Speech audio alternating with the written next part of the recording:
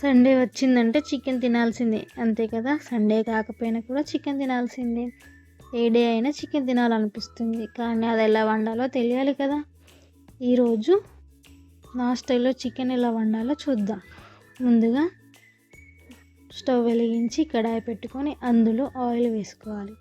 తర్వాత బగారా ఐటమ్స్ అన్నీ వేసుకొని పుదీనా వేసుకొని వేయించుకోవాలి.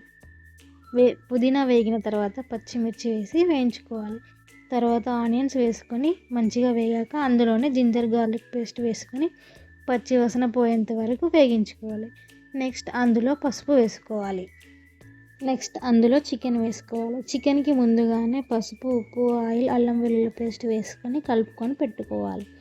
చికెన్ వేసుకున్న తర్వాత మంచిగా కలుపుకొని అందులో పచ్చి ధనియాల పొడి వేసుకోవాలి.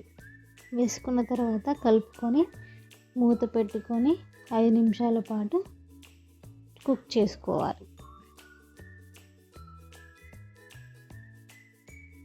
చికెన్ ఇలా ఉడుకుతుండగా అందులో కారం వేసుకొని మరో 5 నిమిషాల పాటు మూత పెట్టుకొని కుక్ చేసుకోవాలి. చికెన్కి ఆల్రెడీ సాల్ట్ వేసుకున్నాను కాబట్టి ఇందులో వేయట్లేదు. మూత పెట్టుకొని ఉడికించుకోవాలి. ఉడికించిన తర్వాత ఇందులో వాటర్ వేసుకొని మూత పెట్టుకోవాలి.